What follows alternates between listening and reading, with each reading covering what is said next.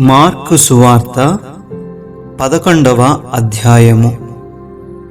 వారు యెరూషలేమునకు సమీపించి ఒలీవల కొండ దగ్గరనున్న బేత్పగే బేతనియా అను గ్రామములకు వచ్చినప్పుడు ఆయన తన శిష్యులలో ఇద్దరిని చూచి, మీ ఎదుటనున్న గ్రామమునకు వెళ్ళుడి.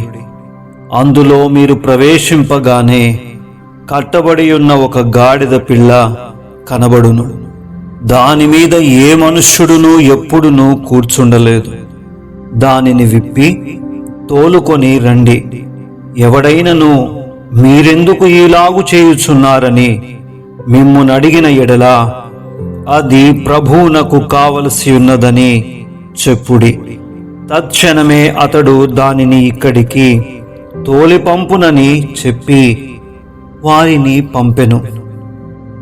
వారు వెళ్ళగా వీధిలో ఇంటి బయట తలవాకిట కట్టబడి ఉన్న గాడిద పిల్ల ఒకటి వారికి కనబడెను. దానిని విప్పుచుండగా అక్కడ నిలిచియున్న వారిలో కొందరు, మీరేమి చేయుచున్నారు? గాడిద పిల్లను ఎందుకు విప్పుచున్నారని వారిని అడిగిరి. అందుకు శిష్యులు యేసు ఆజ్ఞాపించినట్టు వారితో చెప్పగా వారు పోనిచ్చిరి. వారు ఆ గాడిద పిల్లను యేసునొద్దకు తోలుకొని వచ్చి తమ బట్టలు దానిపై వేయగా ఆయన దాని మీద కూర్చుండెను. అనేకులు తమ బట్టలను దారి పొడుగునను పరచిరి. కొందరు తాము పొలములలో నరికిన కొమ్మలను పరచిరి. మరియు ముందు వెళ్ళుచుండిన వారును వెనుక వచ్చుచుండిన వారును, జయము, ప్రభువు పేరట వచ్చువాడు స్తుతింపబడుగాక, వచ్చుచున్న మన తండ్రి అయిన దావీదు రాజ్యము స్తుతింపబడుగాక, సర్వోన్నతమైన స్థలములలో జయము అని కేకలు వేయుచుండిరి. ఆయన యెరూషలేమునకు వచ్చి దేవాలయములో ప్రవేశించి చుట్టూ సమస్తమును చూచి సాయంకాలమైనందున 12 మందితో కూడా బేతనియకు వెళ్ళెను. మరునాడు వారు బేతనియ నుండి వెళ్ళుచుండగా ఆయన ఆకలిగొని ఆకులు గల ఒక అంజూరపు చెట్టును దూరము నుండి చూచి దాని మీద ఏమైనను దొరుకునేమో అని వచ్చెను. దాని యొద్దకు వచ్చి చూడగా ఆకులు తప్ప మరేమీయూ కనబడలేదు. ఏలయనగా అది అంజూరపు పండ్ల కాలము కాదు. అందుకాయన, ఇక మీద ఎన్నటికి నీ పండ్లు ఎవరునూ తినకుందురుగాక అని చెప్పెను. ఇది ఆయన శిష్యులు వినిరి. వారు యెరూషలేమునకు వచ్చినప్పుడు ఆయన దేవాలయములో ప్రవేశించి దేవాలయములో క్రయ విక్రయములు చేయువారిని వెళ్ళగొట్టనారంభించి రూకలు మార్చువారి బల్లలను గువ్వలమ్ము వారి పీటలను పడద్రోసి దేవాలయము గుండా ఏ పాత్ర అయినను ఎవనిని తేనీయకుండెను. మరియు ఆయన బోధించుచు, నా మందిరము సమస్తమైన అన్యజనులకు ప్రార్థనా మందిరమనబడును అని వ్రాయబడలేదా? అయితే మీరు దానిని దొంగల గుహగా చేసితిరనెను. శాస్త్రులను ప్రధాన యాజకులను ఆ మాట విని జనసమూహమంతయు ఆయన బోధకు బహుగా ఆశ్చర్యపడుట చూచి ఆయనకు భయపడి ఆయన నేలాగు సంహరించుదుమా అని సమయము చూచుచుండిరి. సాయంకాలమైనప్పుడు ఆయన పట్టణములో నుండి బయలుదేరెను. ప్రొద్దున వారు మార్గమున పోవుచుండగా ఆ అంజూరపు చెట్టు వేళ్ళు మొదలుకొని ఎండియుండుట చూచిరి. అప్పుడు పేతురు ఆ సంగతి జ్ఞాపకమునకు తెచ్చుకొని, బోధకుడా, ఇదిగో నీవు శపించిన అంజూరపు చెట్టు ఎండిపోయెనని ఆయనతో చెప్పెను. అందుకు యేసు వారితో ఇట్లనెను, మీరు దేవుని యందు విశ్వాసముంచుడి. ఎవడైనను ఈ కొండను చూచి నీవు ఎత్తబడి సముద్రములో పడవేయబడుమని చెప్పి తన మనస్సులో సందేహింపక తాను చెప్పినది జరుగునని నమ్మిన ఎడల వాడు చెప్పినది జరుగునని మీతో నిశ్చయముగా చెప్పుచున్నాను.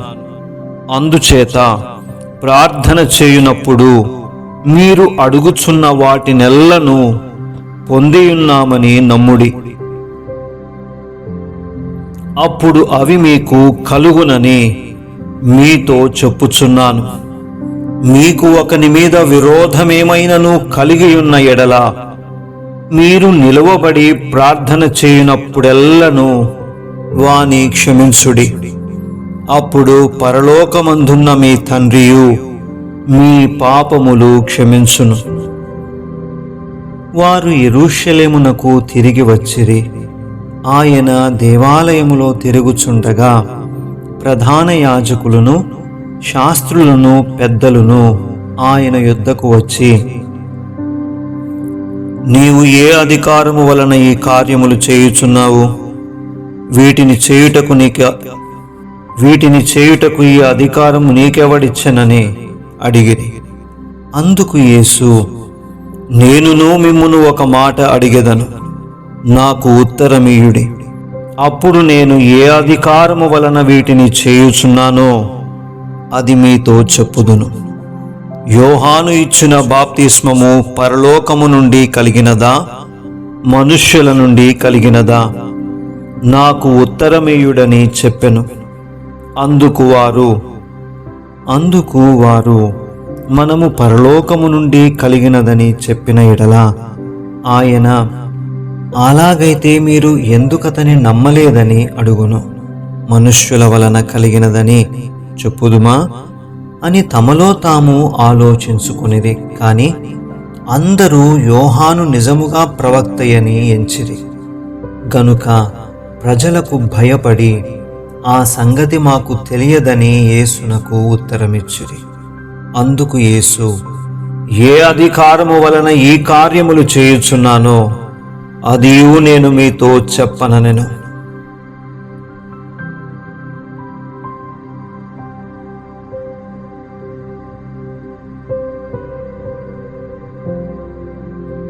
పన్నెండవ అధ్యాయము.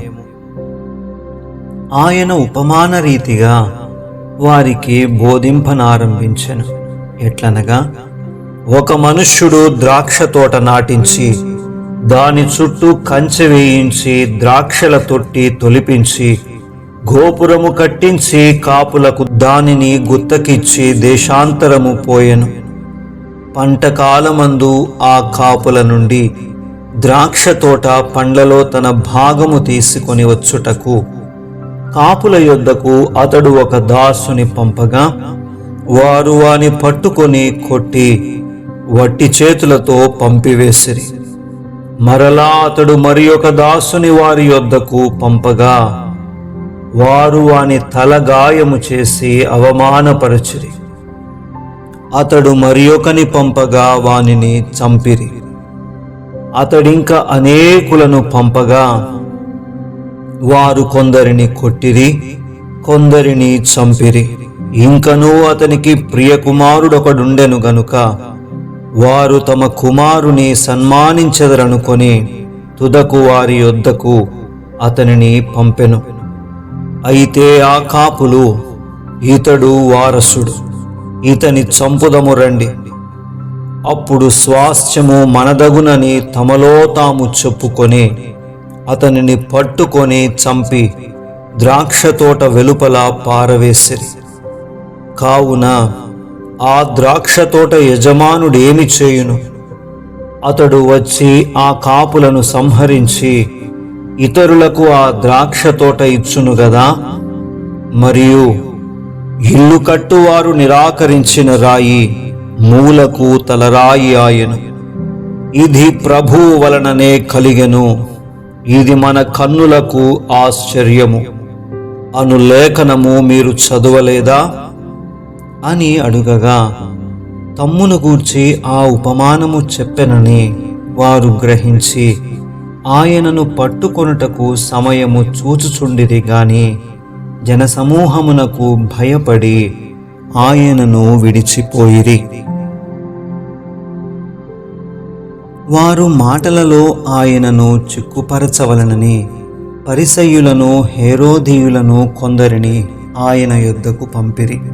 వారు వచ్చి, బోధకుడా, నీవు సత్యవంతుడవు, నీవు ఎవనినీ లక్ష్యపెట్టని వాడవని మేమెరుగుదుము. నీవు మోమాటము లేనివాడవై దేవుని మార్గము సత్యముగా బోధించువాడవు. కైసరుకు పన్నిచ్చుట న్యాయమా కాదా? ఇచ్చెదమా ఇయ్యకుందుమా అని ఆయన అడిగిరి. ఆయన వారి వేషధారణను ఎరిగి, మీరు నన్నెందుకు శోధించుచున్నారు? ఒక దేనారము నా యొద్దకు తెచ్చి చూపుడని వారితో చెప్పెను. వారు తెచ్చిరి. ఆయన, ఈ రూపమును పైవ్రాతయు ఎవరివని వారినడుగగా వారు కైసరువి అనిరి. అందుకు యేసు, కైసరువి కైసరునకును, దేవునివి దేవునికిని చెల్లించుడని వారితో చెప్పగా వారాయనను గూర్చి బహుగా ఆశ్చర్యపడిరి.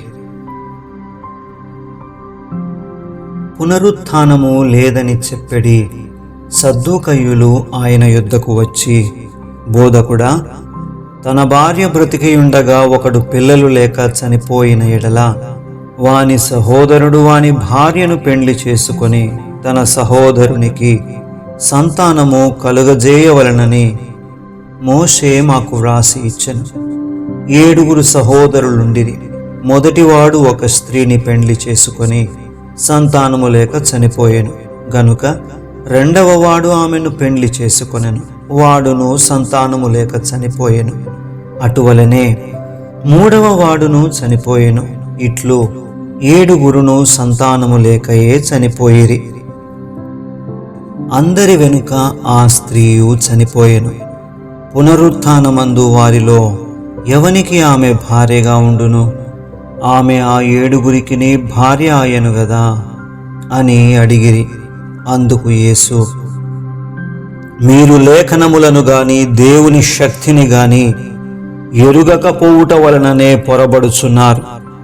వారు మృతులలో నుండి లేచునప్పుడు పెండ్లి చేసుకొనరు, పెండ్లికి ఇయ్యబడరు గాని పరలోకమందున్న దూతల వలె నుందురు. వారు లేచెదరని మృతులను గూర్చిన సంగతి మోషే గ్రంథమందలి పొదను గురించిన భాగములో మీరు చదువలేదా? ఆ భాగములో దేవుడు, నేను అబ్రహాము దేవుడను, ఇస్సాకు దేవుడను, యాకోబు దేవుడనని అతనితో చెప్పెను. ఆయన సజీవుల దేవుడు గాని మృతుల దేవుడు కాడు. కావున మీరు బహుగా పొరబడుచున్నారని వారితో చెప్పెను. శాస్త్రులలో ఒకడు వచ్చి వారు తర్కించుట విని ఆయన వారికి బాగుగా ఉత్తరమిచ్చనని గ్రహించి, ఆజ్ఞలన్నిటిలో ప్రధానమైనదేదని ఆయనను అడిగెను. అందుకు యేసు, ప్రధానమైనది ఏదనగా, ఓ ఇశ్రాయేలు, వినుము, మన దేవుడైన ప్రభువు అద్వితీయ ప్రభువు. నీవు నీ పూర్ణ హృదయముతోనూ, నీ పూర్ణాత్మతోనూ, నీ పూర్ణ వివేకముతోనూ, నీ పూర్ణ బలముతోనూ నీ దేవుడైన ప్రభువును ప్రేమింపవలెనన్నది ప్రధానమైన ఆజ్ఞ. రెండవది, నీవు నిన్ను వలె నీ పొరుగువానిని ప్రేమింపవలెను అనున్నది రెండవ ఆజ్ఞ. వీటికంటే ముఖ్యమైన ఆజ్ఞ మరేదీ లేదని అతనితో చెప్పెను. ఆ శాస్త్రి, బోధకుడా, బాగుగా చెప్పితివి. ఆయన అద్వితీయుడనియు ఆయన తప్ప వేరొకడు లేడనియు నీవు చెప్పిన మాట సత్యమే. పూర్ణ హృదయముతోనూ, పూర్ణ వివేకముతోనూ, పూర్ణ బలముతోనూ ఆయనను ప్రేమించుటయు, ఒకడు తన్ను వలె తన పొరుగువాని ప్రేమించుటయు సర్వాంగ హోమములన్నిటి కంటెను బలుల కంటెను అధికమని ఆయనతో చెప్పెను. అతడు వివేకముగానుత్తరమిచ్చెనని యేసు గ్రహించి, నీవు దేవుని రాజ్యమునకు దూరముగా లేవని అతనితో చెప్పెను. ఆ తరువాత ఎవడునూ ఆయనను ఏ ప్రశ్నయు అడుగా తెగింపలేదు. ఒకప్పుడు యేసు దేవాలయములో బోధించుచుండగా, క్రీస్తు దావీదు కుమారుడని శాస్త్రులు చెప్పుచున్నారేమి?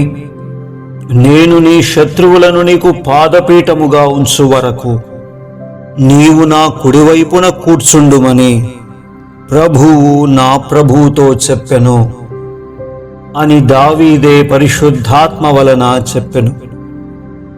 దావీదు ఆయనను ప్రభు అని చెప్పుచున్నాడే, ఆయన ఏలాగు అతని కుమారుడగునని అడిగెను.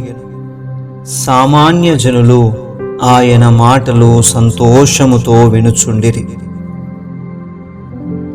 మరియు ఆయన వారికి బోధించుచూ ఇట్లనెను, శాస్త్రులను గూర్చి జాగ్రత్త పడుడి. వారు నిలువుటంగీలు ధరించుకొని తిరుగుటను, సంత వీధులలో వందనములను, సమాజ మందిరములలో అగ్రపీఠములను, విందులలో అగ్రస్థానములను కోరుచు, విధవరాండ్ర ఇండ్లు దిగమ్రింగుచు మాయవేషముగా దీర్ఘ ప్రార్థనలు చేయుదురు. వీరు మరి విశేషముగా శిక్ష పొందుదురనెను. ఆయన కానుక పెట్టె ఎదుట కూర్చుండి జనసమూహము ఆ కానుక పెట్టెలో డబ్బులు వేయుట చూచుచుండెను. ధనవంతులైన వారనేకులు అందులో విశేషముగా సొమ్ము వేయుచుండిరి. ఒక బీద విధవరాలు వచ్చి 2 కాసులు వేయగా ఆయన తన శిష్యులను పిలిచి, కానుక పెట్టెలో డబ్బులు వేసిన వారందరికంటే ఈ బీద విధవరాలు ఎక్కువ వేసనని మీతో నిశ్చయముగా చెప్పుచున్నాను. వారందరూ తమకు కలిగిన సమృద్ధిలో నుండి వేసిరి గాని ఈమె తన లేమిలో తనకు కలిగినదంతయు అనగా తన జీవనమంతయు వేసెనని చెప్పెను.